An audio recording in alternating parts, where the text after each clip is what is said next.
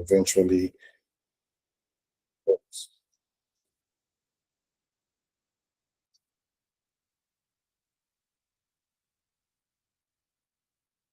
Welcome.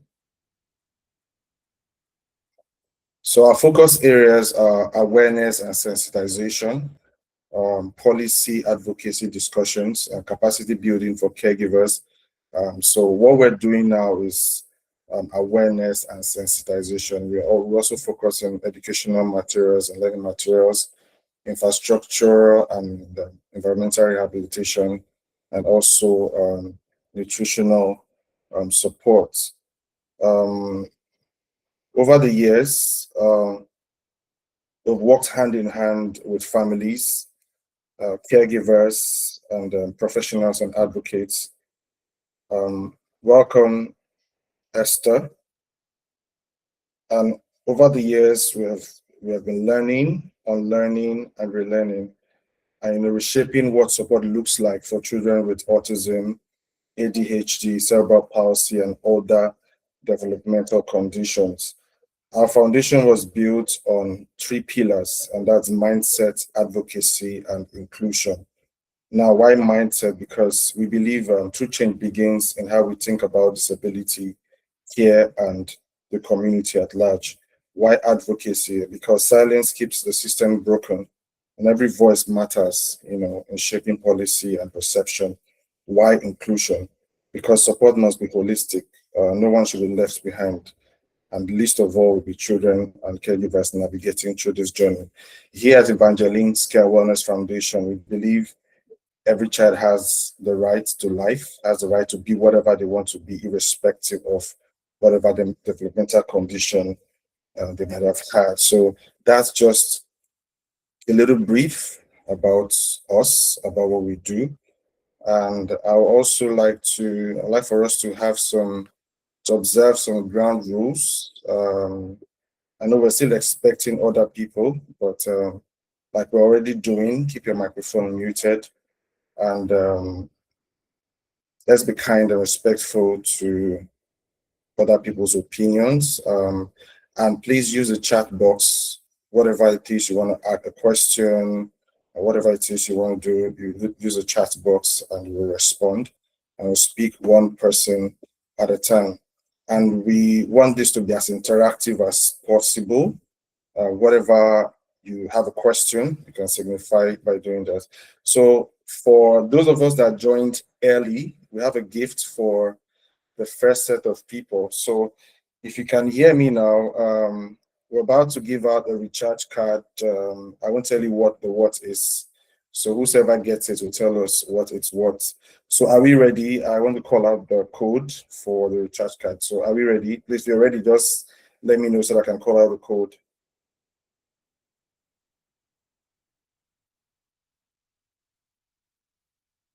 Are we good? Okay. So just to give us a clue, you can start loading. Okay. As MTN network, I'm calling out the MTN network. So for those of us with MTN lines, please get out your phones and let me just give you a clue. To load is *311#, then you put the number. So I'll call out the number in 3, 2, 1. So I go 3554 6625 0468 65223. Did anyone get it? Yes, I did. 1,000 naira 8 times. Thank you, and God bless you. Congratulations, Enobong. She's our first winner for today. She just got her 1,000 naira 8 time. Welcome, welcome. Thank you. This is the benefit of joining early. So you're welcome. We still have more gifts to give out in the course of the webinar. We hope that you are attentive, you listen carefully so you can participate. Welcome, Mark. Can you hear me now? Good afternoon, Mr. Fidelis, loud and clear. Oh, welcome, welcome. I was almost having a heart attack. Please don't. Welcome. So we have one of our speakers here already. The next speaker will join us in a few moments from now. So I don't know if any of us here joined us the last time. We had a very wonderful session the last time. We talked about balancing roles as parents, spouse, caregivers. And we had 3 speakers that spoke extensively about the topic, and we've had, will I say, testimonies from people that attended, what they learned. And so we thought it wise to continue with the same topic because it's something that resonates, with us. So as soon as our first speaker comes up, I think we'll just start. We don't have to wait any much longer. So we're privileged to have 2 very experienced, when I mean experienced, I say very experienced personalities that we're speaking. The first is Lady Chinwe Sheila Ipoki, which also doubles as the Executive Director of Evangeline Care Wellness Foundation. She's an accomplished professional with a diverse set skill and significant background in the banking and financial industry, and she has amassed over 17 years of experience. Her dedication extends beyond professional pursuits as she actively champions, awareness for autism spectrum disorder and neurodiversity, utilizing her voice and platforms to foster understanding and support within communities. Her commitment to social causes extends into active volunteerism within her community. And she has a multifaceted background coupled with her commitment to advocacy, entrepreneurship, and continuous learning. And this underscores her dedication to making meaningful contributions to both professional spheres and societal well-being. Our second speaker, Mrs. Desiree Legemo, is a seasoned external relations and program management professional with over 15 years of experience across the energy, education, and corporate sectors. She currently serves as the External Relations Manager at Sherborne Global Services, where she leads stakeholder engagement, corporate communication, and strategic partnership. She previously managed key industry programs at the Petroleum Technical Association of Nigeria, PETAN, including the PETAN NCDMB, Shell Internship Program, and international conferences such as the OTC Houston. Her background also includes business development roles and over a decade of experience in visa advisory and ISO compliant document management. She holds a BSc in computer science, multiple professional certification, and is pursuing a master's in data analytics. Recognized for her leadership, professionalism, and dedication, Desiree continues to contribute to capacity development and organized growth and impactful youth-focused initiatives. So you see, we have very, very experienced speakers, and I want to assure you that the time you give here will really, really, really be impactful. So we just joined in by our executive director, Lady Chinwe Sheila Ipoki. Welcome, ma. We're so excited to have you, ma. We love to have you. And okay, so ma, if you're ready, the floor is yours. We just introduced you some few minutes ago. Okay, I think she's okay. Like I said earlier, we have gifts for participants, so please be very attentive to the presentations as our questions are going to come from the presentations. We're in the Christmas season. There are lots to go around, a lot of goodies. So I would want us to participate actively, and let's just make this fun and make it as interactive as possible. Please use the chat box if you need to ask any question, you want to be clear on anything, please, and I'll respond to you. Thank you very much.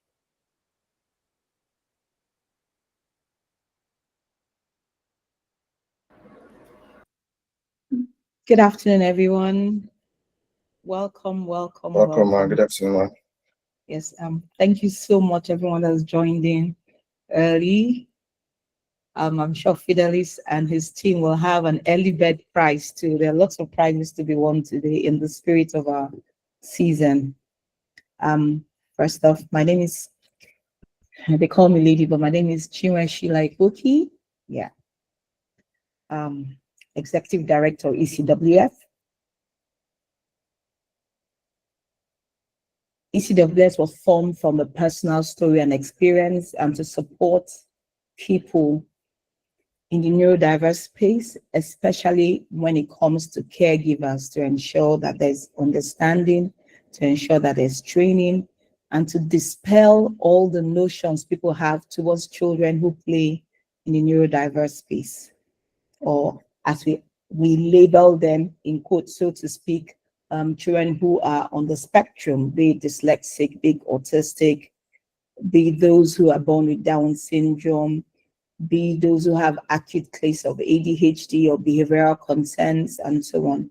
But over time, we have now decided to call our dear darling children and even individuals neurodiverse, because it is not that they can't learn and understand. It is that they just need a different way to grasp what we grasp in our own regular manner. So you're welcome, everyone, and I hope this session will be as interactive as possible. Very interactive. Once I want to thank Uchechi and Mr. Fidelis for always being very hands-on. I want to thank my fellow speaker, Mrs. Disere Lehomo, who is giving us of her time and her perspective. I just want to thank all those who have joined us today, and I hope more will join, considering that Shiloh is going on and it's Christmas and there are lots of activities. So without much ado, Uchechi, can we put up the slide, if that's okay?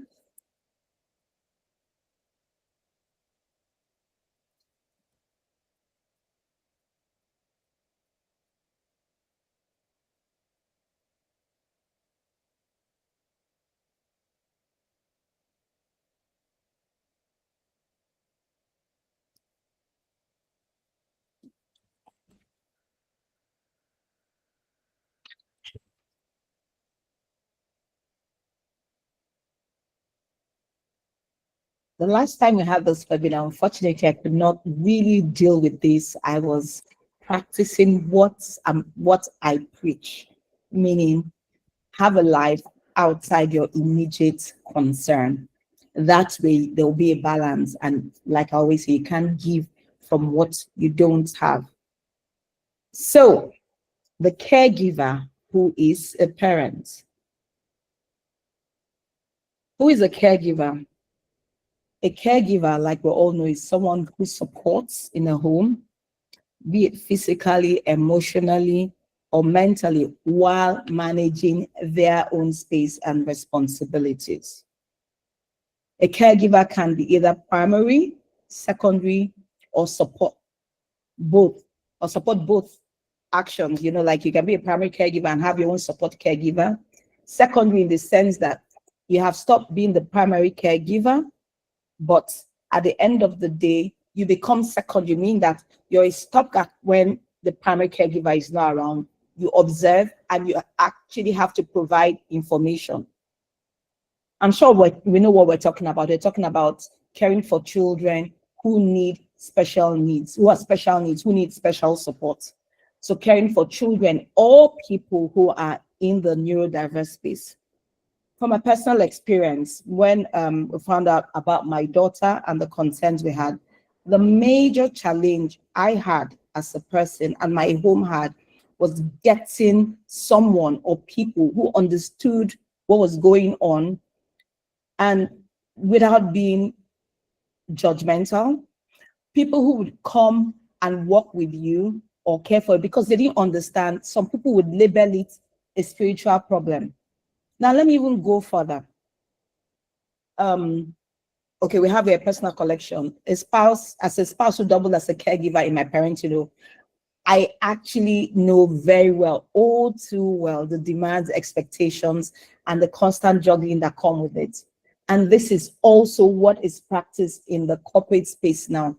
Even as women, you find that you still have to play the role, or what we in term quote the traditional female role.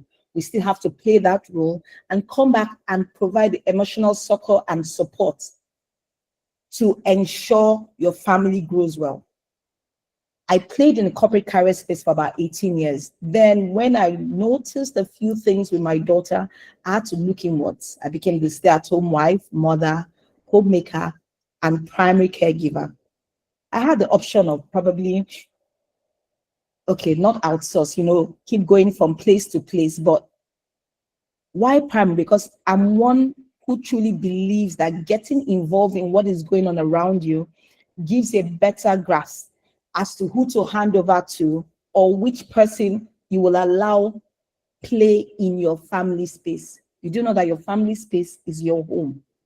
It's even your workplace can be your family, but before you hand it over in quotes to the experts, are they aligned with your vision? Do they understand how you want your place to run? And you see other people say, but other people, they know better now. You see, that's my personal conviction. And if the next person feels that they'll run it differently, no hard feelings. That is their own personal conviction.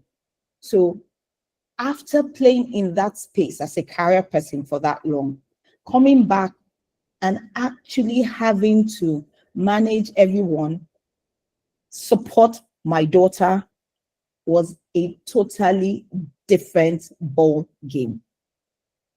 I had to become certified in autism spectrum disorder. I had to actually get training as a counselor to help me manage my emotional well-being and understand other people I'm relating with. I also needed to fully understand and train myself as an individual, because whoever you bring into your space to support as a caregiver needs to understand where you're coming from. I'll share something. I had this lady, I won't mention names. So I moved into Lagos. I got her to come in to work with us, slightly mature, expecting that she would understand. Only for one day, she now said, oh, she was going to go. No, she didn't want, she was going to, she wanted to go on her off. But I think she changed her mind and said she'll go the following day. Whilst doing that, a sheet of paper or a letter dropped, and I said, opened it. I don't understand this kind of house I've come to. This child is clearly mad. She is not okay. Not everybody you see that is normal is actually normal. As I go, I'm not sure say I go come. I'm just saying, so this is a lady, I think she soliloquizes and writes to herself. I was, what will I say, crestfallen. I mean, there's somebody that before she came in, we tried to explain, to make you understand. But you come to realize that a lot of people in this space, no matter what you explain to them, they always come up with something called a spiritual explanation. And I'm not saying that everything we do doesn't have a spiritual connotation, but even the scriptures, heaven helps those who help themselves now. And you have to educate yourself to tackle the problems. Like I tell people, I say not every problem is a prayer problem. Sometimes the challenge is that you're not disciplined enough to do what you have to do. The truth about it is that we all want to give our best, but we can only do that when we truly take care of ourselves. How do we take care of ourselves? I go by the ABCs. You have to advocate. You must, underline that word, must have boundaries. And please be a part of a community, because our world and our environment is ever so fluid. What was the best or what would get you by 2 years ago is clearly not what is going on now. In fact, younger parents are so intentional these days about raising their children. It is amazing. It's not shocking, it's amazing. And something that you say, oh my goodness, this is what we should have all done. They have goals, they have plans, sometimes maybe a bit too much, but they execute to perfection. And you know what? Even the spiritual side of the children's life does not suffer. They understand their identity in the Lord. So what are we saying? You advocate, you have boundaries, and put yourself as part of a community. When we use the word advocate, what do we mean by that? It means, please speak up and share your concerns within the right circles. Sometimes, some people, you would know that there's a barrier. No matter how you say or what you say, you will know that there's a glass, there's a shield. They don't seem to get it. But you see, to effectively advocate, you must learn, study, and grow. An example I gave. And this, what we're doing, is also part of learning. Remember, I said I had to go and really study this ASD. I said, it's not every time I go, we're doing assessment, they're telling me, Ma, you should do this. But there were some things I put into practice for myself that I saw was working. And also some, they say evidential, what's the word we use now? Basically, if you have evidence, I'll find a politically correct word in this case. It is supported by evidence, assessment, and therapies. That is what you should use. But then not all these evidential, duly supported by evidence, were working for my child. I'll go more into that later. I'm just giving an example. Knowledge gives your voice power because you know, because you're certified. I mean, I'm not practicing per se, but I mean, when I speak from a place of expertise. And I'm not speaking just like we call ourselves parenting caregivers. No. I'm speaking from a place that I'm trained to say what I say. If not, so whatever you say will be held, how will I put it? They will say, oh, she's just talking now. It's not true. The next thing, applied knowledge strengthens and drives purpose. So, personal example, I think I'd also used this before when we had our training. My child had speech, but not language, meaning that if you listen to Uva now, she talks and talks and talks. However, growing up, Eva had a serious, well, not say serious, she had a speech concern. She could not talk legibly. She couldn't really say her words for people to see. She was practicing echolalia so actively. You know, echolalia means repetition of words. But after I went for an assessment, and the gentleman said, I don't know what you're doing. This is an educational psychologist, but she seems to be listening to you and you're doing it right. Just keep doing it. By the time we come, I need to change, but keep observing. It meant that even though I was not trained, I knew what to do or what not to do. As soon as I came back, the next thing I did, I said, okay, we don't have enough time to practice speech. But clearly his words were, your daughter has speech, but not language. When you have speech, but not language, it means that you can have words, but you can't fully speak them out because you don't have enough words to keep expressing yourself. And why did that happen? Because we're not conversing with her the way we should. So what did I do?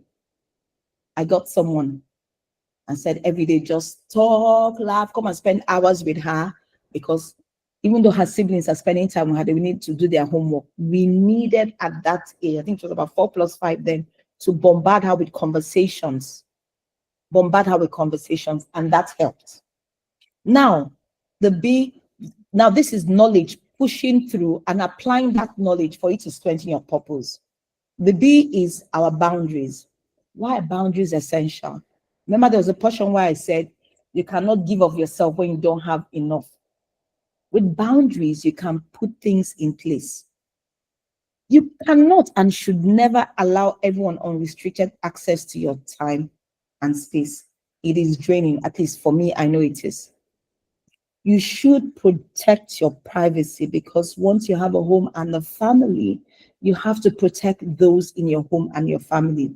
Not everyone has a right to say what they think is wrong because they don't know. Because they walk in and say, this is your child, she's so nothing. Can she not just sit down in one place? But you know that that is not the challenge with the child. The child has beyond that.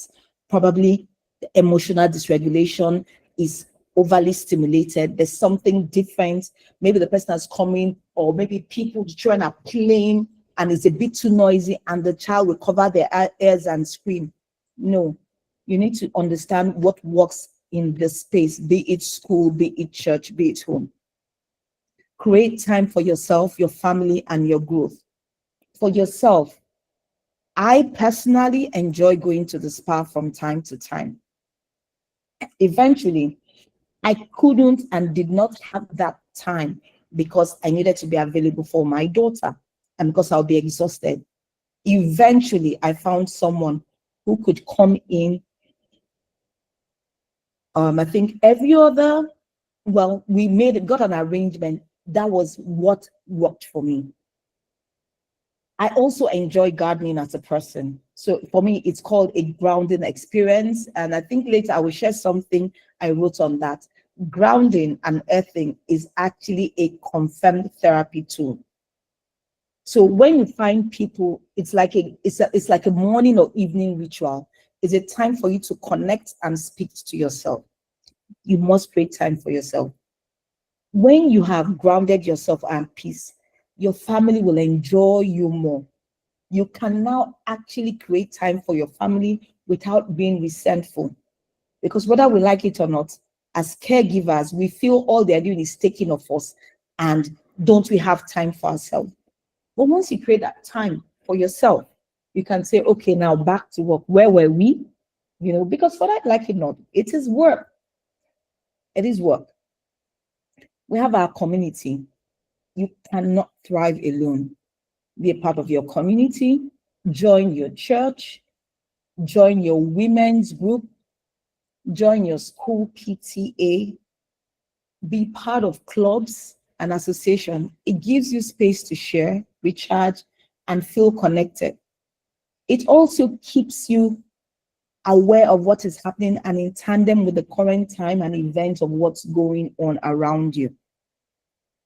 You can now decide what product, if you're in the business space, you want to sell.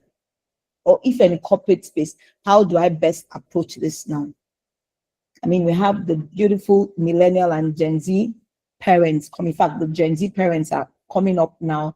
They have a different approach to things. Things will be so traditional and not tried before. They would say, what the heck? You know how we have this Sorosoke in Lagos, speak up.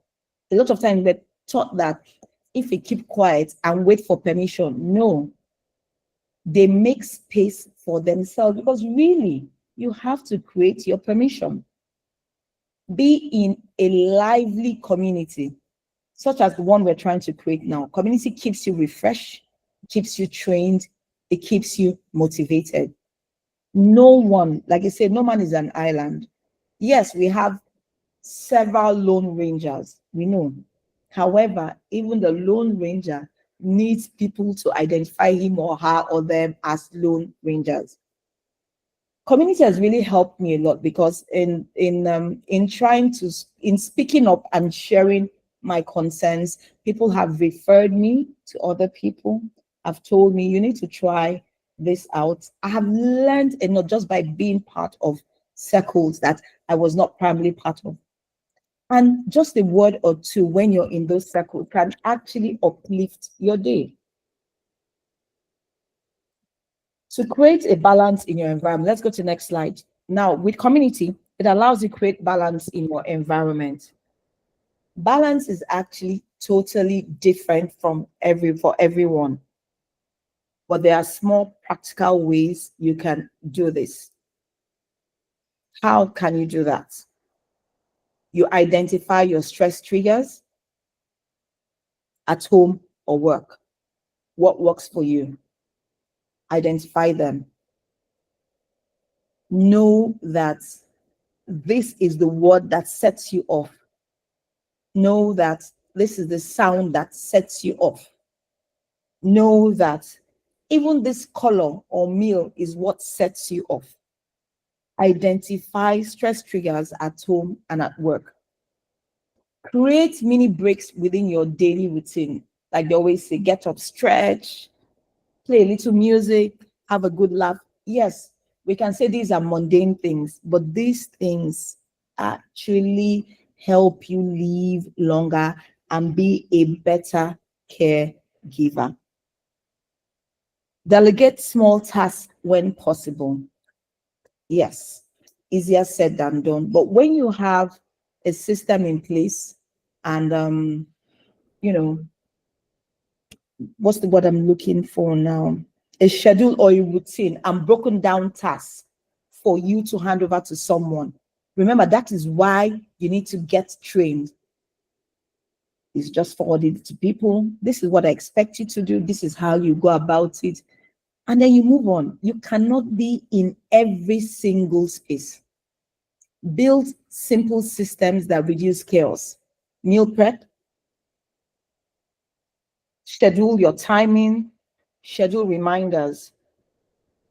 Always communicate clearly with those around you about your needs. Please never ever shy away from communicating your needs. It might appear confrontational, but it's actually the best thing you can do for yourself as an individual and for the people around you. Why? Honestly, people are not mind readers. They don't know what you want. You think they know, but they just might not. Break it down. What you're told when you're doing this so that you get the best outcome possible when you're requesting for the space, what you need, and so on. Again, I would say communicate clearly with those around you about your needs. Balance doesn't happen by accident. It is created intentionally. If you decide you want to get up in the morning, every morning, and have a walk, or I want to get up every morning and listen to Enya, or I want to get up every morning and speak to myself, you chose to do that. You will make time out to do that, and you will create the time and practice it purposefully. It must be created intentionally. When we see people who are exceptional, or let me say, or who have homes that are running smoothly, you will find that a lot of them work toward this. It didn't happen over time. So are we ready for one or two airtime? This is a little break we'll have. So Felix, Fidelis, what question do you want to ask? And let's see if somebody's going to win our first airtime today. Okay. Okay. So my first question, I wouldn't go too deep into it. So, who can mention 3 things to live by? Just the acronyms and what they stand for. So you don't need to explain. 3 things to live by, the acronyms. Just mention that you don't need to explain them. ABC. But you want to finish our airtime today, Abby? C, advocate, boundaries, and community. Okay, please, let's clap hand for her. She wants, you just want to finish her airtime today. Okay, so Inobon has won herself another. She won the first 1,000 naira airtime, so she has won another one for herself. So I'll send this to you. So, do we have Airtel users in the house? Do we have Airtel users? I want to call out an airtime. Uchechi, not you now. Want to finish your airtime? Do you have any other person with Airtel? Okay, so the code to load it is I think *311, then followed by the number. So I'm calling out the number for Airtel, 1,000 naira in 3, 2, 1, go. 1073 4754 8778 1504 for Airtel. Do we have a winner?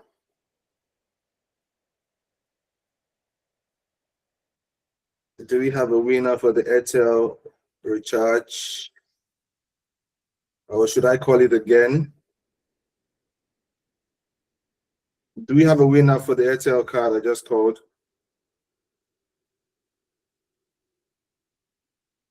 Hello? Should I call the number again?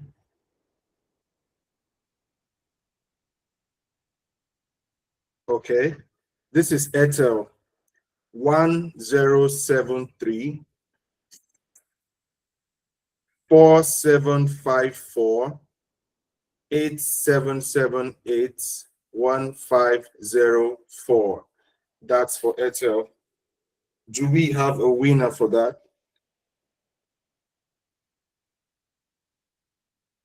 Okay, so I want to call Yeah, Mr. MTN. Fidelis. Karen on the call just won that. She just sent me a Oh message, wow. and I think the Oh, network kicked her out. so sad. Congratulations to Pere for winning our Airtel. So I'm about to call MTN right now. I know we have a lot of MTN users, so I'll be a little bit fast to see who has the fastest finger. So I'm calling it now. 4738 2010 2446 61860.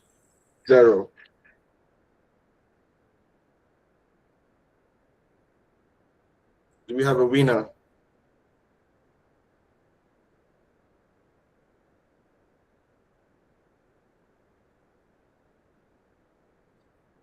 We should have a winner. Should I call it again? Uchechi wrong. Okay, so Ma, we'll go back to the presentation. Then when you're done, we'll take more of the recharge cards, Ma. Congratulations to everyone who has won something today. I wish we had more of us. I said to myself that, I've joined when my friends started doing webinars and things like this, and there are only like 3 or 4 people. There's no way I'm going to do this. But I find that over time, it gives you an opportunity to build proficiency. And it is a course for us. It is something we choose to do. It is something we will use to train people in this space. Again, back to the caregiving. Forms of personal therapy that work. There's no guilt stripping here. Therapy is simply anything that helps you breathe again. Examples include quiet walks, talking to a trusted friend, prayer or meditation, music, journaling, reading, rest, exercise or stretching, being outdoors, creative hobbies. For some people, running is their go-to. I always say, find what works for you and honor it. Let me give an example. A few years ago, my husband and I was like, we have to go for a walk. I'm like, okay, no problem. I enjoy walking. But he is like, when he's going for his walks, he's more like a sports person. He wants to do brisk walks. Brisk walk, yeah. Then we did 5 kilometers that day. I said, my darling, you do your 10 kilometers. I have gotten to my limit here. It was like, what do you mean? I said, what it means is that I know me, and 5 kilometers for me is just right. I even had to increase my pace today because of your stride. But if I do a 10-kilometer walk, I will not be honoring myself.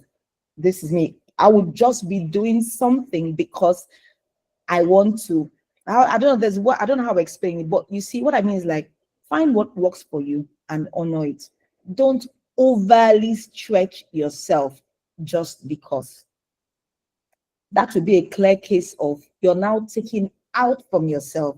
And when you take out from yourself, you will not, underline the word, you will not be able to give cheerfully. You know, when we say the Lord loves a cheerful giver, it actually is not just about funds. It's about how you show your care, how you give, how you support. Very, very important.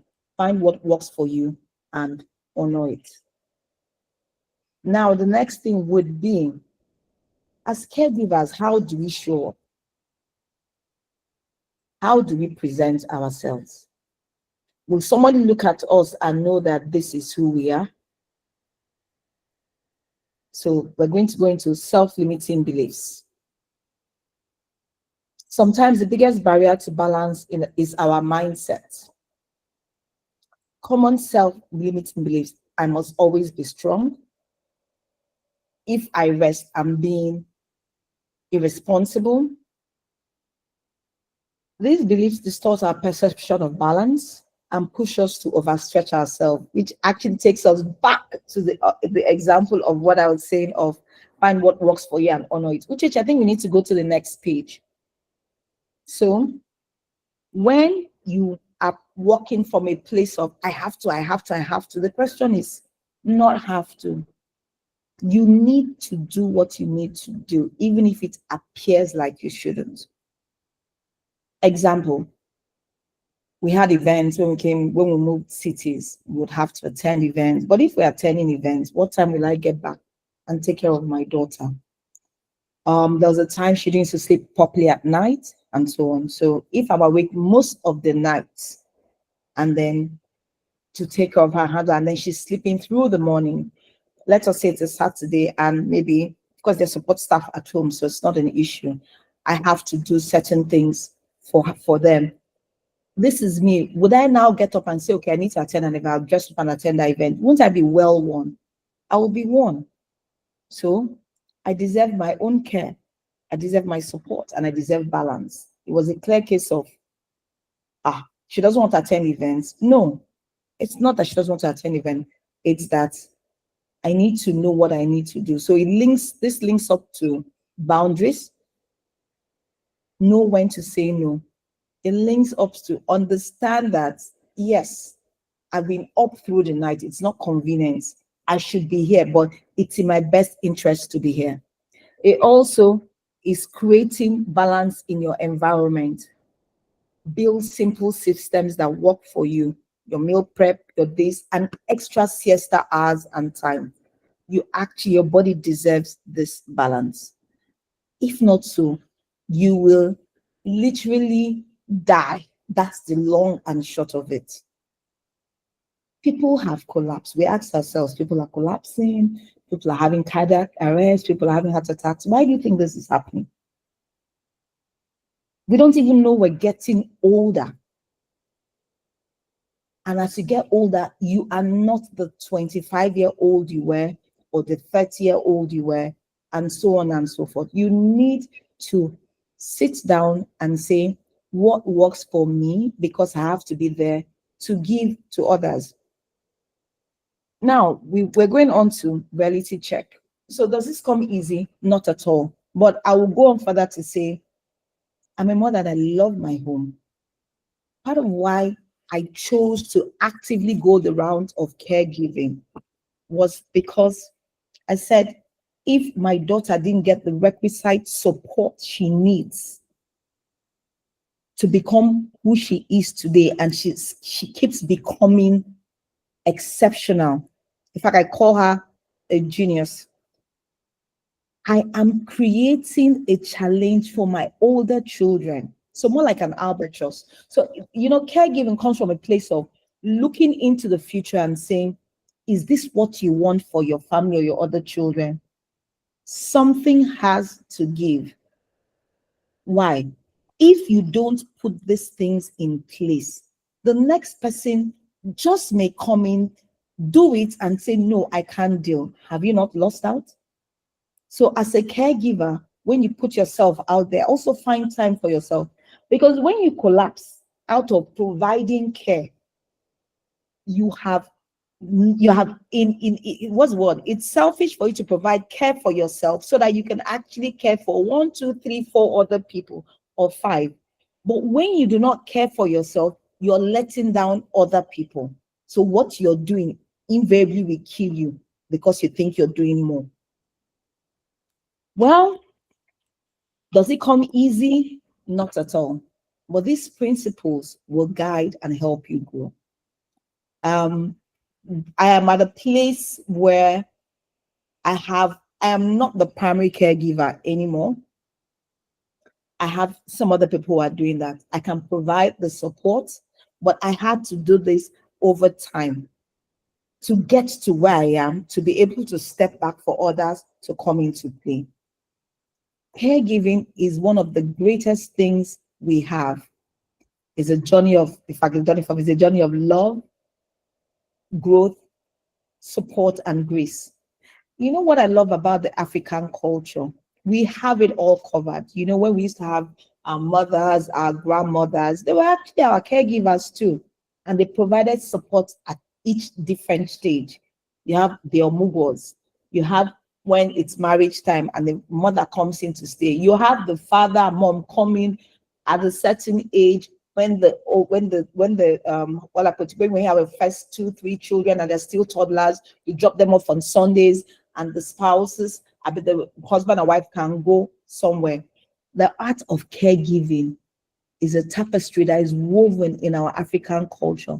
The question is, we appear to be dropping it because people look at it as, why is it me that will going to be doing that? No. For you to be a caregiver, you have a gift. You have something special. Not everybody can execute this. And that is why in our space, we keep telling people, we train them, we share, we want to make them better. And if you realize this is not who you are, it is not a big deal. Kindly go ahead and produce, I'm like, how I put it now? Kindly go ahead and bring in others who you know this is who they are meant to be. I hope we have found this educating. I hope it resonates with us. I hope we kind of find time to go through the slides. I believe it will be shared, and take a second look at ourselves and say, as a caregiver, am I being the best version of me that will actually nurture and grow people? The caregiving journey is a beautiful one. It is exasperating. It is exhausting sometimes. You shed tears sometimes and ask yourself, is this all I have to offer? But the great thing about life is when you see the people around you that you're nurturing and who they become, you understand that some of us are called to be nurturers, and we will help other nurturers understand their calling. Thank you very much. Thank you so much, Ma. Thank you very, very much. Round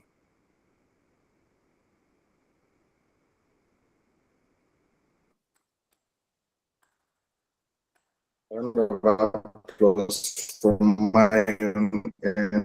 Thank you so much, Ma. I was thought-provoking. For me, I picked up some things that I learned. It's important to keep boundaries, because boundaries protect, and allowing everyone access to you can really, really be draining. And no one thrives alone. We need to work with other people. And balance doesn't happen by accident. It is created intentionally. So for you to have balance, it's created intentionally.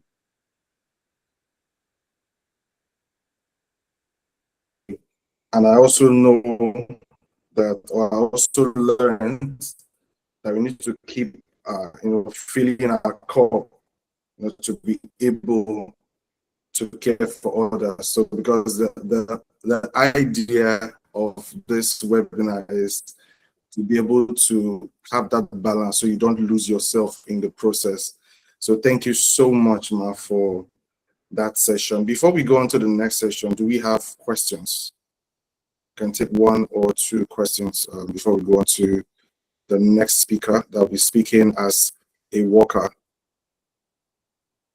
and how to balance yourself as a career person, and also balance yourself both at home and work. Do we have questions? Okay, so for our gift item that will be going out today, apart from the airtime, the question, somebody had answered the question at first, but she just listed it. But I want someone to. Okay, anybody, do you have a question? Yeah. Hello, anybody, you can unmute yourself and ask the question. Okay. Okay, you don't have a question. Okay, please. In a situation where. Okay, go ahead with your question. In a situation where in a situation, can you hear me? Hello. Loud and clear. I can hear you loud and clear. Okay, in a situation where the caregiver is not the parent, is a nanny to the child, and the nanny is going through all of the stress for the special child she's caring for, and she's not having any time to self-care, And along the line, she's not even eating well as well too, because most of the time, because the child she's caring for is on a level of the spectrum, and most times if she wants to eat, the child will start with a tantrum or something. She will abandon the food, or the child will mess himself up, and all of that. How can we help such? Because I've seen a lot of caregivers who are nannies, not the parents, that are burning out. And at the time that they want to go, maybe they give notice, I can't do this again. Maybe they've stayed 7 years, like one case I had in 2014. After 7 years, she gave a month notice that she wants to, go out there and sort her life out. The parents were very annoyed, very angry, paranoid, that the notice was too brief. How do we help those that are nannies, not parents, that are doing caregiving and they are not appreciated, they are not given time to self-care? Okay. Let me respond to that. Whether you're a nanny or a parent, you are a caregiver. I was actually like my family's nanny at a point in time. That's the truth. So I think maybe you're saying it from a place of, you probably think that, oh, I had my nannies with me. No, I didn't. And I had to get the job done. You know, when you say roll up your sleeves and get the job done. In a place like that, which is what I've been telling my team here, Uchechi and Fidelis, in fact, Prime Minister Fidelis, that we need to start doing something with parents.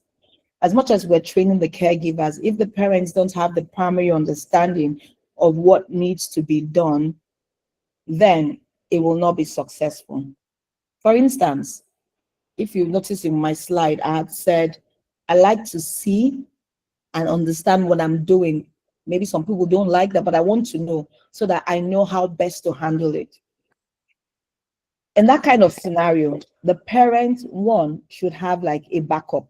But you see, it's difficult because I use an example. Some people will say, it's a bandit that is worrying that child, or that child is possessed. Or if you're from a wealthy home, oh, they use that child to do jazz to get money. I mean, we're all Nigerians and Africans here. I'm not saying, what I'm saying is not out of place, is it?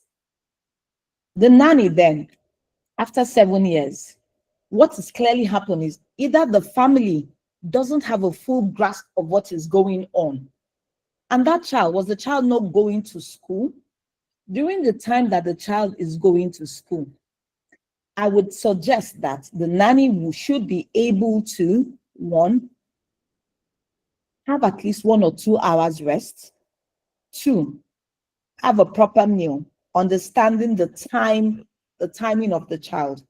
3, you know, when you this is an example that they used to tell us, when your child is sleeping, when your child is sleeping, when you put to bed, sleep, or as the child is eating, if a toddler, try and eat that time. So when the child is eating, the nanny should try and create time to eat at the same time with the child. That's what I would suggest. But then again, I don't know the kind of home that nanny works in. So she should have had like a backup or another nanny. It'd be difficult, but the truth is you can't work alone when it's a special needs child. And if the parents are being are busy parents and are not that involved, then they should have at least one, because that burnout will happen. It will happen. And Obong, does that answer your question?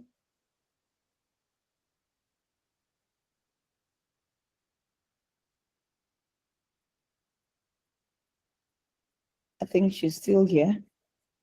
Yeah. And Abong, are you still with us?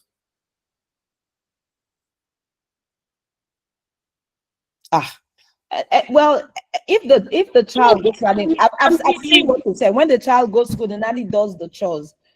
Wow. So I'm going to ask a question. Okay. When the dynamics of a special needs home, it's not regular and cannot be regular. And Fidelis and Uchechi, this is why there is a need for us to start having forums or forums with the parents directly involved, so that they can also speak up and we can, explain to them that you can't eat your cake and have it. You can't at the same time. You can have it, but not at the same time. That's just the honest truth. So, people come and say, oh, it's okay, just get them to do this. We tend to live in denial. So what may be happening in that home is the parents have chosen not to let the weight or the emotional weight or burden of the child be on them. They've just shrugged it off. It is not, so for them, it's a form of grief, it's denial. And that is why I will soon be advocating for grief therapy in the special needs space, actively advocating for that, because we don't even know that denial is a form of grief. Being dismissive is a form of grief. So if the nanny is doing the chores also, the husband and the wife, they have to come together and chip in the home. I won't even say, oh, the wife should do it, because at the end of the day, them both should do it. Because if the wife is going to do that actively, it will take its toll on her too, even if she's working. Or they can get up and say, let the nanny do the chores. But over the weekend when they're around, they can get somebody to, if they're so tired, get somebody to come in and do the major items for them. We have to be very realistic at that. A home that has a special needs or neurodiverse child, the dynamics are totally different. Totally. Again, reiterating, we must have a forum or a discussion where parents are more, and we can start trickling down these things to them to make it easier for both the families and the caregivers and the parents. Thank you. Thank you so much, Ma. Thank you for that question. Ma, we are working very, very hard towards that, because we've realized in our work that it's important for there to be a balance, like this particular issue. Most parents are living in denial. Most will say, God forbid, I'm a pastor, I'm a child of God, my child cannot be, but it has to be, because even in the last workshop we had, some of the caregivers complained that, when they give these children probably a way to go, when they get home, you see that the parents are not really involved in, the well-being of the child. And we've all agreed that it's a collective effort that everyone needs to come together. So thank you, Ma, for that clarity. And it's something we'll pursue seriously beginning from next year. So, like I said, for the gift item we want to give, can somebody explain the 3 things to live by: the advocacy, boundary, and community? Can you explain each of them the best way you understand? There's a special gift for anyone that can explain that. For those of us that were listening actively. Do we have anyone? Enelbong, you want to finish our gift today? It's all right. Not Enelbong, another person has to answer. She wants If they to don't finish answer, our then we can give Enelbong. Let another person answer. gifts. Do we have any other person? Otherwise, the number will take all the gifts, so it's not her fault. Do we have any other person? I know some of us joined a little bit late. Adigo Abiola, you're welcome. Clarabel, you're welcome. Esther, okay, you've been here. Heart Elizabeth, you're welcome. Rosanna and Vivian. So should we give the gift to Inobong now? Are we all agreed to give it to her? It's all right. So Inobong, shoots. Okay. The terms that I will leave with: advocacy, meaning that you should be a voice for that child. The condition the child is going through. Let everyone that comes around the child know what they are expected to do for the child. Understand that it is not spiritual, and know how they can help. Then boundaries, the kind of people you bring into your home, and even in bringing them, they have to be trained. Even you, from the boundaries, you set boundaries for yourself, so you can have peace. You can be strong enough for the child. It's not every party that is for you. It's not every occasion. Like if you're stressed throughout the night, you can decide to say no, and it's okay. for anything. That's advocacy, boundary, and community. You have to belong somewhere that you will have positive vibes.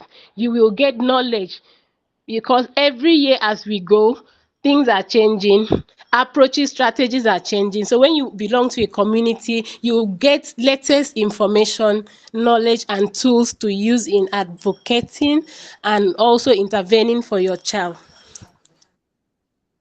Well And done, well I done. could not have put it better. Well done.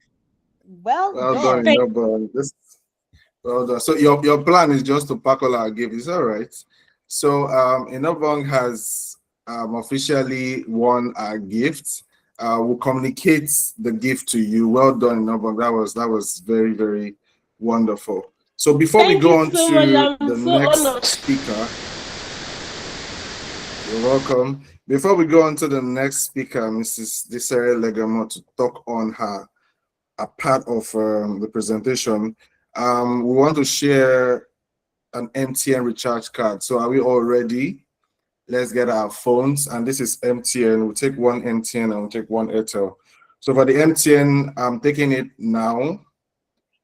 9589 7627 6859 92190.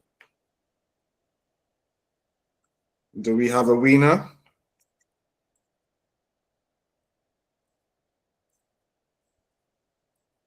Do we have a winner? Do we have a winner? Did we get it?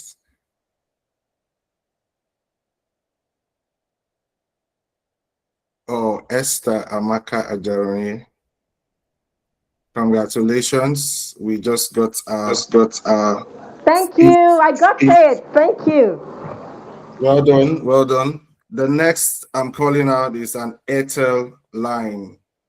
So this is Airtel. Are we all ready? This is Airtel. I'm taking Airtel now. 1264 2251 0994 0406.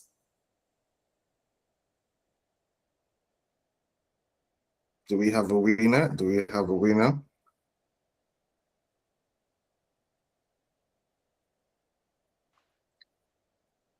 Okay. Do we have a winner, or should I call it again?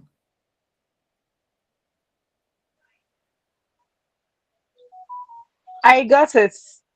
Oh, congratulations, Vivian. Thank you. Thank you. Congratulations. Okay, so well done. Hope we're having fun. Hope we're learning as much as possible. So we're going to the next speaker now.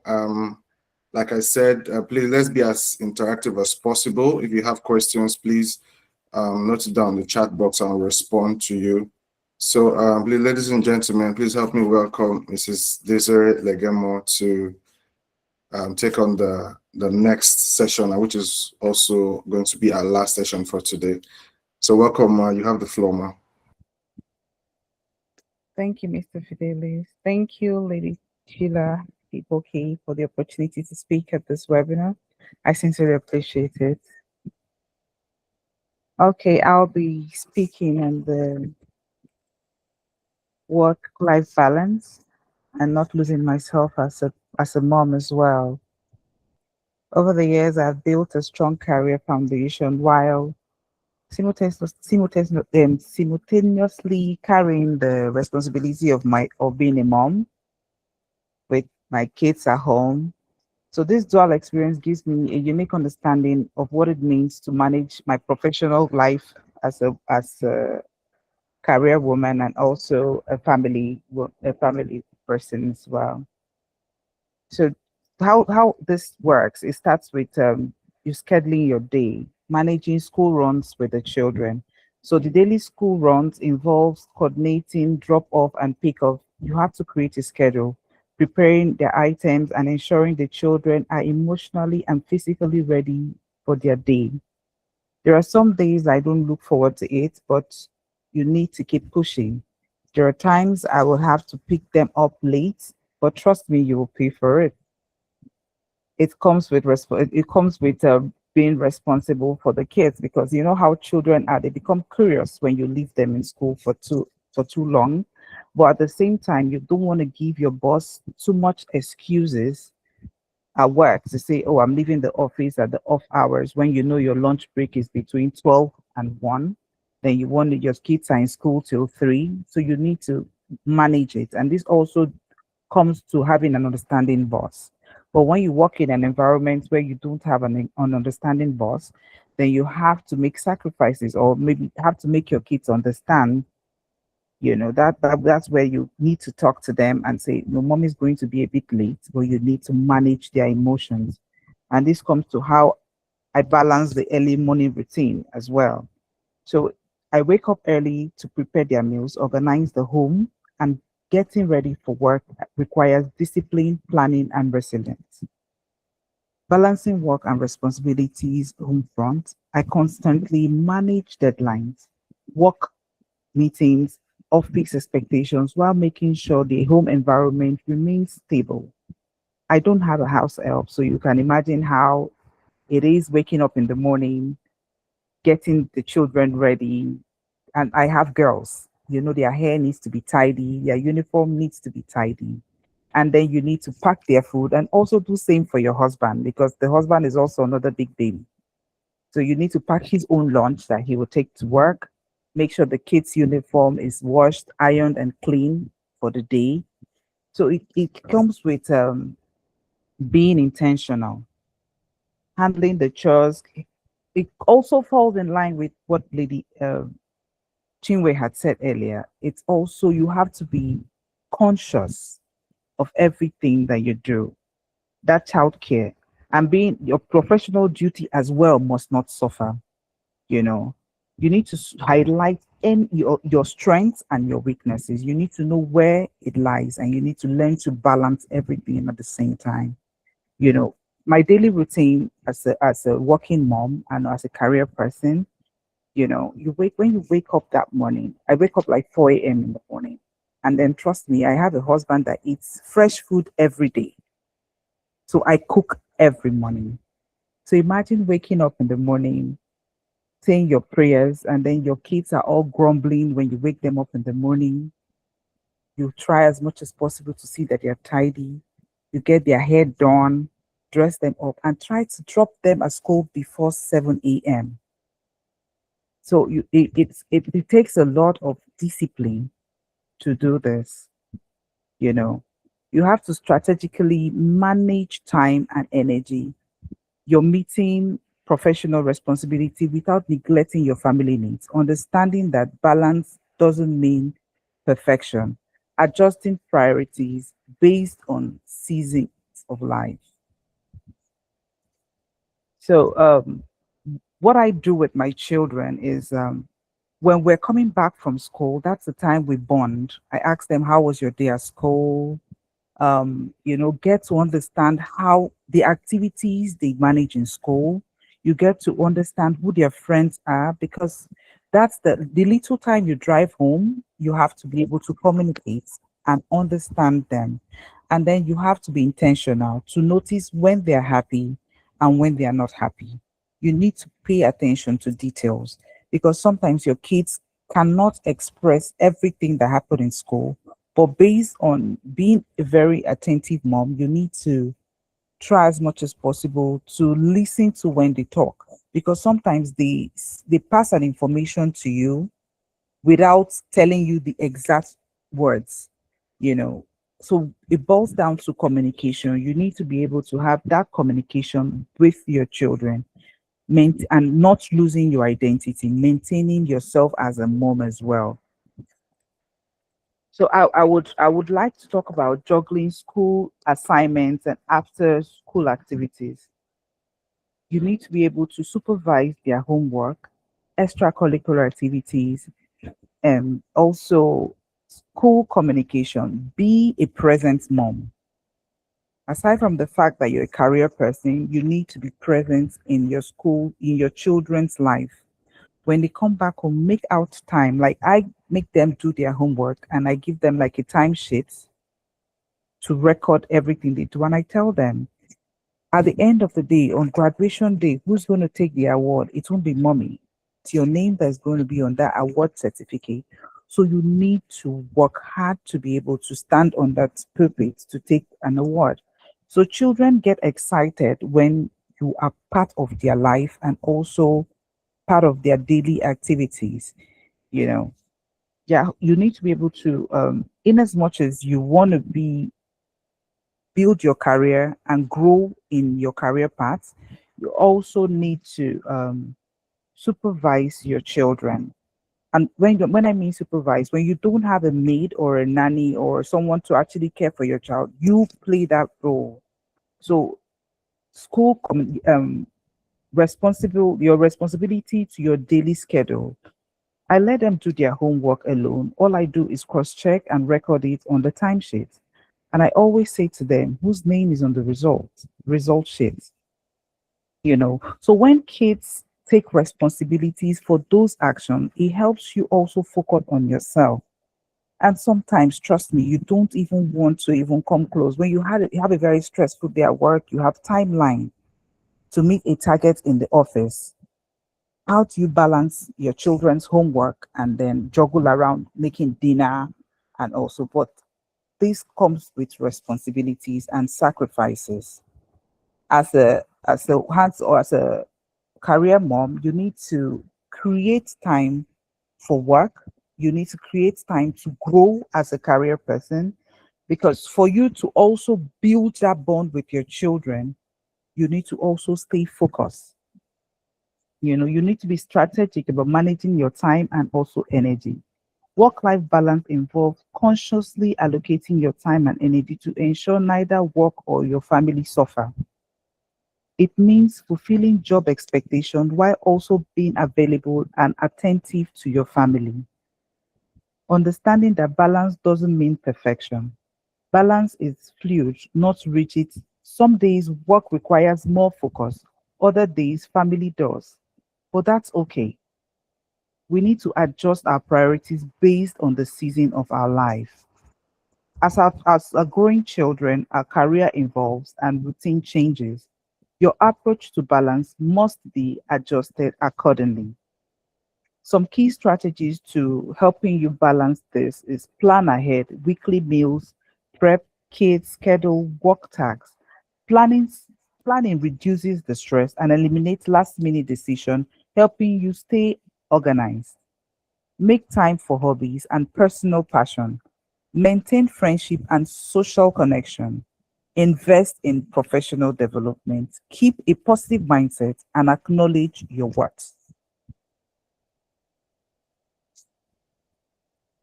I would like to also talk about creating structure and routine that reduces decision fatigue. Your routine makes daily life predictable, saving time and mental effort. Set boundaries at work and at home. Setting limit helps protect your time and allows you to stay focused on what matters. Delegate when possible, even without a house help. Sharing appropriate age tags with my children using small hacks and tools can lighten the workload. Like when I'm trying to cook, I call them. I say, "Can you help me pluck the leaf?" Then I give the other one. I say, "Can you help me grate the okra?" You know, and then when kids are involved with you cooking or doing your chores as well, it makes it lighter for you as well. And then one thing I also do when they wake up in the morning, I learn to tell them, you lay your beds properly. As girls, you lay your bed. And then I teach them at night when they come back from school, I tell them, keep your shoes where you can find it in the morning. So in the morning, they are already prepared, mindset. They know where to pick their uniform from because I do everything at night before I go to bed. So in the morning, when I wake up, it's easy. So it becomes a daily routine with the kids. So everybody knows which role to play, how to get things done, and we are early to arrive at school, trying to balance, embrace the flexibility and avoid guilt. There'll be times when things are imperfect. days, allow yourself grace and adapt when needed. Then we need to also build resilience, develop our mental strength through self-care. Self-care isn't luxury, it's fuel for your physical and emotional well-being. Create time for spa treats, like what Lady Sheila said, and also have mommy's time out. Create time, that community where you have time to feel like you are a woman of your own, so you don't lose yourself while you're trying to build a career and also have children. Accept that you cannot do everything at once. Letting go of unrealistic expectations reduce stress and burnout. Celebrate small wins, acknowledge progress, build motivation and confidence. Once any of your kids get the star in school for excellent performance, what I do is I give as we drive home, I tell them who got a star today, we just drive straight to Pizza Hut. So mommy's not cooking dinner today. Everybody goes for pizza and for burgers or some burgers or ice cream just to make them happy. Motivate the children. Have time to listen and know your children and also know their friends. Because sometimes your kids may not be able to tell you what they're going through, but through their friends, you will be able to know what your child is going through. But always create time to listen to your children. It's very important. We also practice mindfulness during stressful days. Be mindful of yourself, helps you stay calm, grounded, and present amidst chaos. What works for me is I lock myself indoors and I listen to music, or I watch series on this short series on our phones that pops up on your phone when you're watching something. I create time to do that. That takes you out of the stress. And then one thing I do with my kids, when they have play dates, tell them you pick after yourself. So once you're done playing, it's time for pickup. So it also gives you time to help the children be responsible and also be independent. Lean on supportive networks when needed. Friends, family, colleagues, and community can provide emotional or practical support but also always have that one friend you can call and rant when it's needed. Or with a sister, always try to have data on your phone, which you can go sometimes sway to the social media to help you ease off the stress. Maintaining your identity is very important as a hands-on mom. Make hobbies and personal passion. Create something for yourself. I play golf. When I'm stressed during the week, Saturdays, I go and I hit the balls. So that golfing gives me space to breathe. And it gives me the environment where you see the greens, you look at the trees. Sometimes you make those trees, and golf also is a way of life as well. You have the bunkers, you have different things that helps you grow. So you need to be able to, in as much as you don't want to lose yourself as a mom, also invest in your professional development. Continuous learning strengthens your career and boosts your confidence. Keep a positive mindset and acknowledge your worth. Self-motivation, self-belief are essential in motivating your life daily. And also, you also play your role as a mom so you don't lose yourself. Balancing work and care is a continuous journey that requires patience, planning, and resilience, and self-compassion. With intentional practice, we can all strive both at home, at work, without losing your personal identity. Thank you. Wow, thank you so much. Thank you so much, Ma. That was awesome. In my next word, I'll still come as a man, because waking up every 4 a.m. to cook, man, that's something that I'm not sure I can handle. But that's a lot. Thank you so much, Ma. For me, my take home is how intentional you are, your ability to bond, when you're coming back from school, and every opportunity you have, that intentionality for me is what I'm taking home. So for us too, as caregivers, I hope that we've been able to, get a lot of things, especially, knowing that balance is not perfection. It's not even luxury, it's a strategy. So do we have questions from this presentation before we take our final comments? Do we have questions? Okay, we have from Adigun Abiola. Can you ask your question? Unmute yourself and ask your question. Adigun Abiola.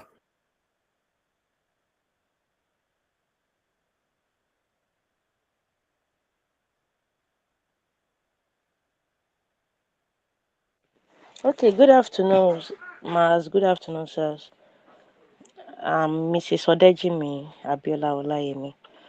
Okay, my question goes thus.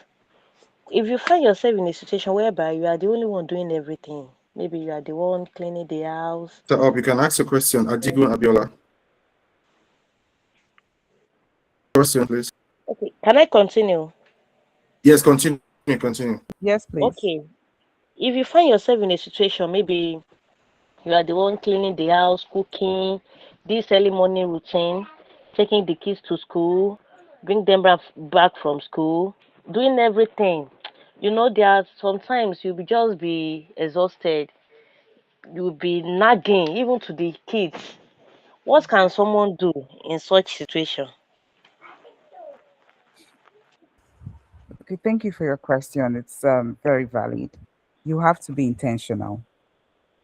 As a mom, you have to be intentional. It's really not easy, but it's sacrifices that we need to have make for these children. In building healthy children in their growth and all that, you need to balance it. There are some days you wake up and you really don't want to do anything, but you don't have a choice because nobody's going to help you do that. If you abandon it, it's going to stay there till whenever you come back to it. I don't have a house help, so I try as much as possible to be intentional. It's really not easy. Sacrifices we do as moms, but you have to be intentional and be present. I hope I answered your question properly.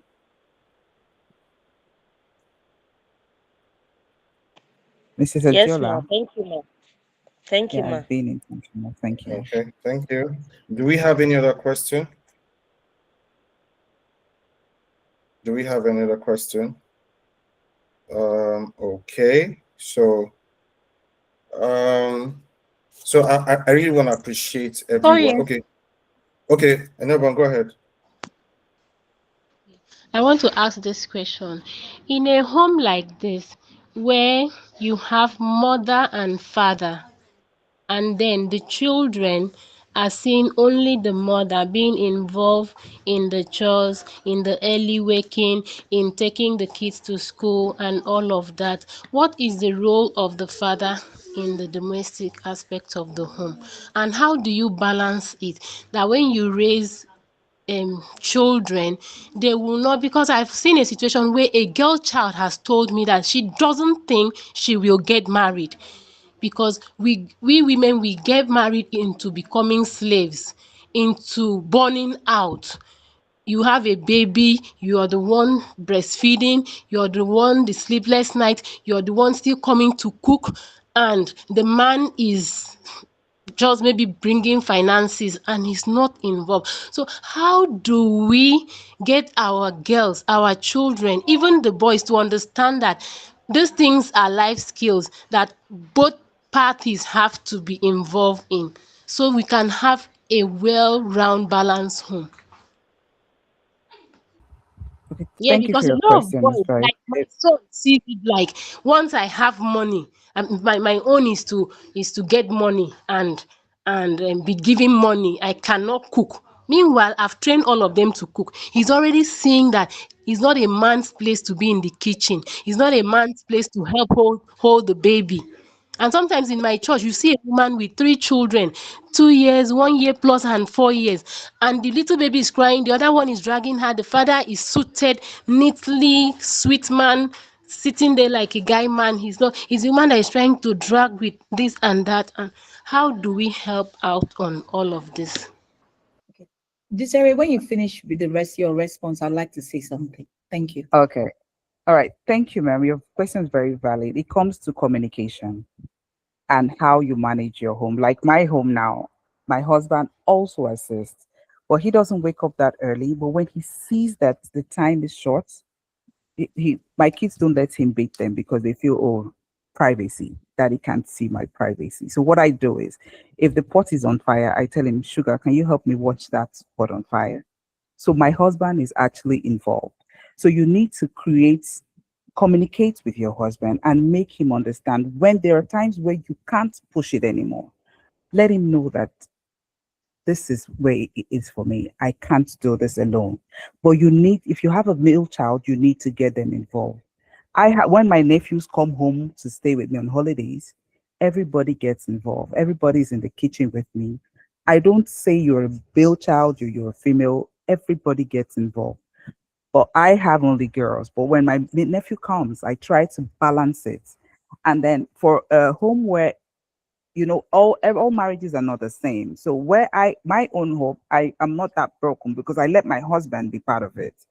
But he doesn't know how to cook, but I tell him, can you please just watch it? So he checks it. If I'm boiling rice or something, he checks it to see, he'll say, sugar, the water has gone down. So that's also a help coming from his own angle, And the days that he sees that I cannot do it, then he says, oh, today we're all eating out.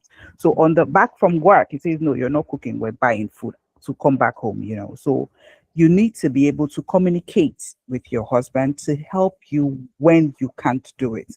It's not just only a woman's world to do the cooking. There are some men that cook very well, So I think communication helps with things like this, helping you not lose yourself while being a mom as well. You need to speak out and say, I need the help, because I'm sure your husband should be able to, or any man should be able to come in when the woman is weak. Thank you. Very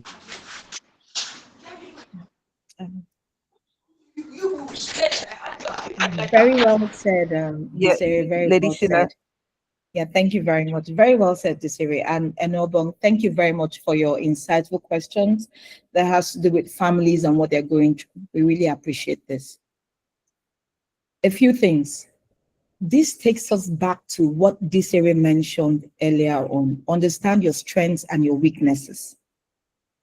Everybody has their strength in their home. Some men actually do enjoy the cooking. It also takes us back to what I mentioned about self-limiting beliefs. Sometimes we as the women, we're the ones that give our males the permission to not support. Do we ask for help? Sometimes we feel that everybody expects it of us, so they will do it. And we will stretch ourselves. You're saying the gentleman was looking very together, put together.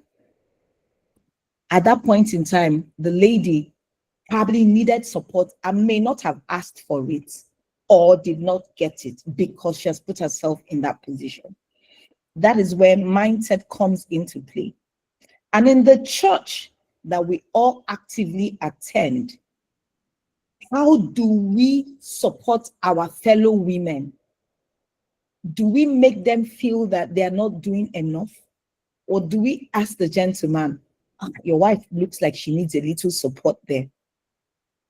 Why is it that when the baby is crying, the first question we ask is, or a toddler has strolled up, where is your mother? Why don't we ask, where is your father? These are things we need to start learning for ourselves. We are part of the problem. You saw the gentleman that day. What did you do? You could have said, Mr. Sosa, you're looking so lovely. I'm sure your wife would even have stepped up, look as good as you. Hold the baby. There's a way you joke about it. Hold the child, let her arrange herself small. I will share a personal experience. I like to share personal experiences. At a time when my daughter was having a serious behavioral, the portion of her life where it was more behavioral issues, screaming and not being able to hold herself down, I quietly told my darling husband, you will have to be going with the older children to church. I do not want to stop our spiritual growth in church now, but for now, I will not, and I'm not sure I can keep up. And that's what happened. So I'll do my prayers and I'll help them get ready and they go. And my last daughter and I would run around and do other things in the house. Perhaps that's when I would even sleep through. Now the challenge would be, why are you not coming to church now? I have people who say, but you can just try. I could not try, so I did not try because that was my own me time. This Sarah is a golfer. She knows the men that play golf, how they are. My husband plays golf. When he comes back that Saturday, Sunday, he's going to go and play golf. So me, I've used the opportunity, rearrange them. Whether we like it or not, women, we have traditional rules. And it's just the way it is. It doesn't make you any less.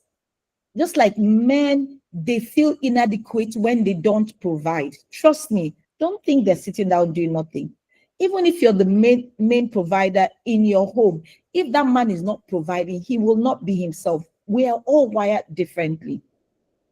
So all of us here, let us all understand that we have an active role to play. When you ask, where is your mother? It should be, where are your parents? Or did daddy bring you today? Or you hand over, take the child and hand over to the father. Sometimes they don't understand. This is what I will contribute to. Thank you. Oh, thank you so much. Thank you so much, Ma, for that response. So, Ma, before we close, do you have final words to share with us? And also, Mrs. Legamo, do you have any final words for us before we call it a day? So I'll go with you first, Ma. Thank you very much for everyone who has attended. The conversation here has been engaging, and I ask that when we come next time, let's invite more people so that we can really advocate and be the change we want in this space. Thank you. Thank you, Ma.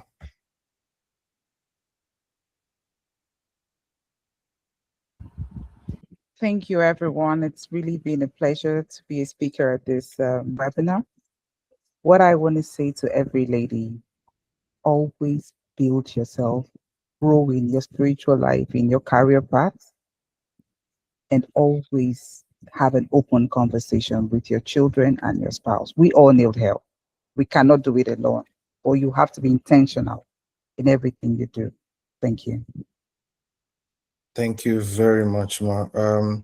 For those of us that joined much late into the program, I told us that this webinar was brought to us from Evangeline Care Wellness Foundation. We are a non-profit organization. Our main base in Port Harcourt were established in 2003. The overall goal is to create an enabling environment for children, especially with special needs. And like I said initially, we have three basic pillars that our foundation was built on. That's mindset, advocacy, and inclusion. And like we said, because for mindset, we believe that, true change begins in how we think about disability, care and the community as a whole. And why advocacy? Because, silence keeps the system broken. Every voice matter. In what we're doing now, we're learning every day. And we believe that as we've learned this, we'll take it back to our homes, we'll take it back to our churches, we'll take it back to our small groups. That's how we can, make policies and perceptions. And why inclusion? Because support must be holistic. No one should be left behind. Not to talk more about, children that are navigating this journey every day. So this discussion reminds us that true change begins in how we think. So we want to thank you all for showing up. We want to thank you all for being a part of this wonderful session. Thank you for making it very, very engaging. Thank you for your contributions. Thank you for your questions. And also remember that you cannot pour from an empty cup. You need to keep filling yourself as you pour out to other people. And it's also okay to ask for help. Use support systems, use teachers, family, therapists. You can't really do this on your own. So thank you very much. But before we go, we still have 3 more cards to give out. So I'll call out the first one is an Airtel card. So if we're ready, I'm calling it out now. So for the Airtel, we have 1924 0418 2978 5304. Did we get that for Airtel?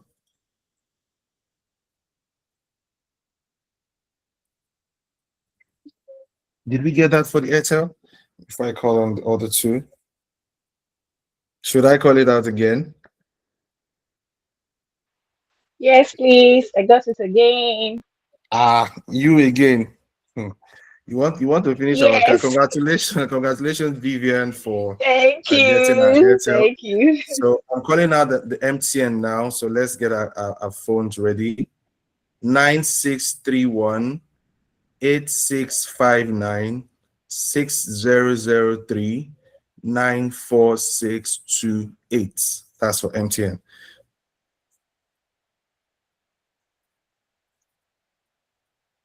Do we have a winner?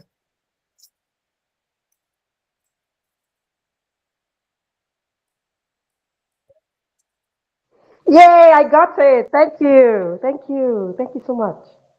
You're welcome, Esther. And this is the last network we're calling for. This is MTN. This is the last one. So I think I'll be a little bit fast this time around. So this is the last one. So let's go. 9589-8273-5209-88190.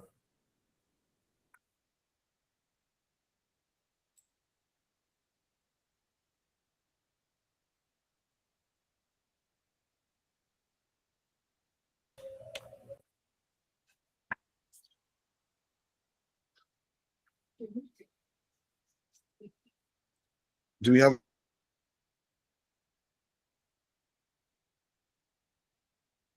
a winner?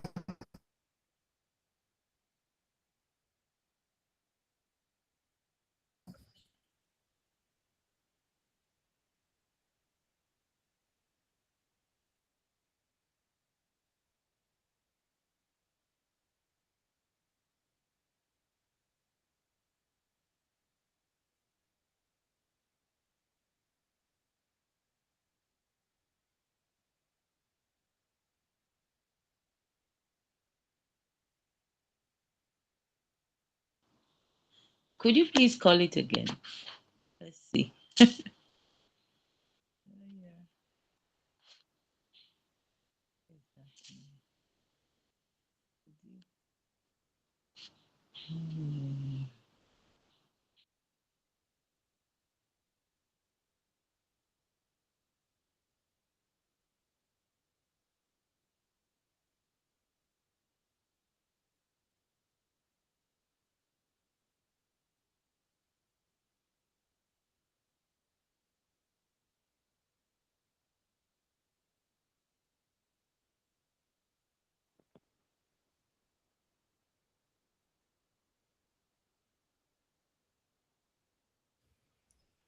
I got disconnected. Do we have a winner, or I should call it again? I think I had a little network issue. Should I call it again? Yes, please. Okay. Let's get our phones ready now. 9589 8273 5209 88190.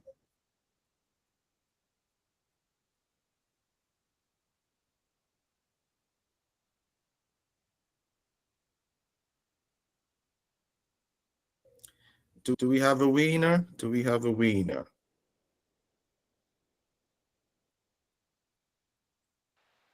Yes, I again.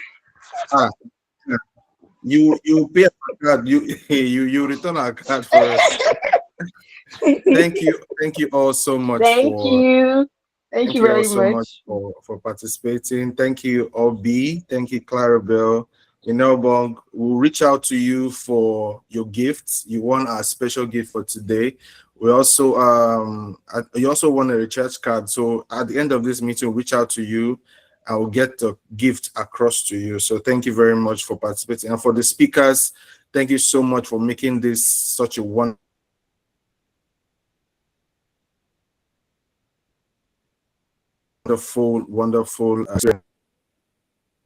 there's always pointing us in the right directions and making sure that we get it together. Thank you so much, Ma, for your encouragement, and thank you for everyone that's participated. Evangeline Care Wellness Foundation will always be here, and we hope that the next time we'll call on us, will come. What you've learned today, please don't keep it to yourself. The idea for such awareness is for us to spread our tentacles, speak to more people about special needs. These children are not demonic, they are not possessed, they're just kids that learn differently. And if we learn to understand how they react and how they learn, the world will be a better place. My boss will always tell you, as you prepare the child for the society, how prepared is the society for the child? So thank you so much for your time. And I want to say a big thank you to my partner, Uchechi, for all the work she's been doing behind the scenes. Uchechi, you're supposed to say something, Seth. So greet the house. Let him hear your tiny voice. Please just say hi to the house. Uchechi, can you say hi to us? Is she here? Okay, she has said hi. So until we see ourselves the next time, we hope that in January it will be bigger and to be better. And please, let's invite more people and tell them everything we learned today. So thank you so much for your time. God bless you. Have a wonderful day, and compliments of the season. Merry Christmas and Happy New Year in advance. Thank you all. Bye. Thank you.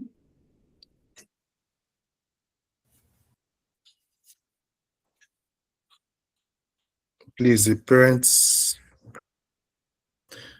Okay, on that, Nelba, we'll get across to you on that. We're actually working on that. So, we have a forum now already of caregivers, but for parents, we've not created that yet. We'll work on that, and I'll get across to you.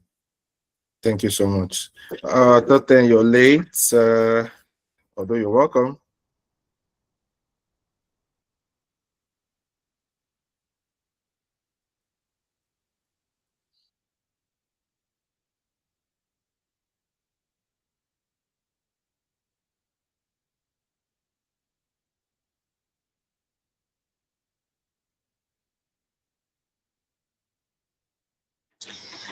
I'm really very grateful for this webinar. I've got more value than expected. Thank you so much.